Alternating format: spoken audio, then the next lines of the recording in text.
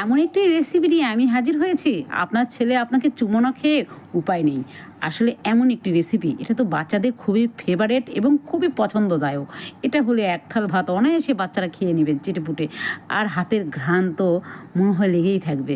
আসলে প্রিয় দর্শক, আসসালামু আলাইকুম। আজকে ডিমের কুরমা আমি তৈরি করে নিচ্ছি, সেটাই আমি আপনাদের মাঝে শেয়ার করতেছি। দেখুন কিভাবে খুব সহজে ডিমের কুরমা তৈরি হয়।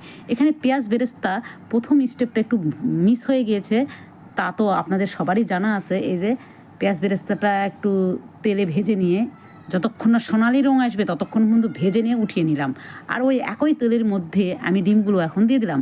যতক্ষণ না হালকা বাদামি রঙ না আসে ততক্ষণ এটা সুন্দর করে অনাগরত একটু নেড়ে চেড়ে আস্তে আস্তে লো হিটে এই ডিমটি রান্না করে নিব।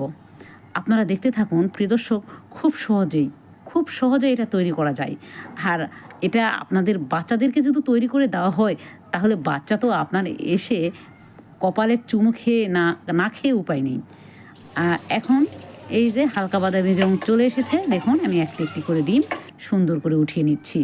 আমার ছেলে তো এটা পেলে এতটাই পছন্দ করে, সে চেটেপুটে ভাত খেয়ে নেয়। তাকে আর বলতেই হয় না আজকে ভাতে বসো।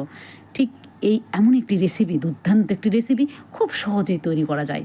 আপনারাও আমার রেসিপিটি ফলো করে রান্না করে নিতে পারেন ঘরোয়া পদ্ধতিতে, খুব সহজে। দেখুন এটা দেশি ডিম, তাই একটু ছোট দেখাচ্ছে। এই যে আমি এখন সুন্দর করে উঠিয়ে নিচ্ছি। এটা একটু ভেঙে গিয়েছে, আচ্ছা যাক, সমস্যা নেই। এই যে আমি একে একে সম্পূর্ণ উঠিয়ে নিলাম। এখন এগুলো যেহেতু যে ডিমের একটু অংশগুলো লেগে আছে, আমি সুন্দর করে অনাগরত একটু নেড়ে চেড়ে সেগুলো এই যে তুলে নিলাম।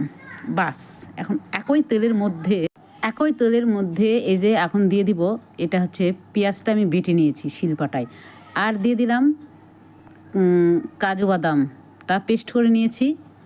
বাস, শাহি জিরা, একটু সাদা গোলমরিচ, এটা বেটে নিয়ে এতে দিয়ে দিয়েছি। যতক্ষণ না একটু তেল ভেসে আসতেছে ততক্ষণ এটা নেড়ে চেড়ে নেব। আর এই যে সাদা ফল, কালো ফল, এলাচ, লবঙ্গ, তেজপাতা, দারচিনি দিয়ে দিলাম। আর এই যে এখানে দিয়ে দিলাম একটু টমেটো দেওয়ার পরে দিয়ে দিচ্ছি টক দই। আপনারা চাইলে টমেটো সসটা ব্যবহার করতে পারেন, যেহেতু এখন টমেটোর সিজন, তাই আমি একটু টমেটোটাই ব্যবহার করেছি। আর এখানে রোস্টের মশলা দিয়েছি 1 টেবিল চামচ দিয়েছি, আর একটু দিয়েছি শুকনো মরিচের গুঁড়ো, স্বাদ মতো লবণ, আর লিকুইড দুধটি ব্যবহার করেছি। আপনারা চাইলে শুকনো মরিচের গুঁড়োটা বাদ দিতে পারেন। আর এই যে দিয়ে দিলাম 1 টেবিল চামচ চিনি।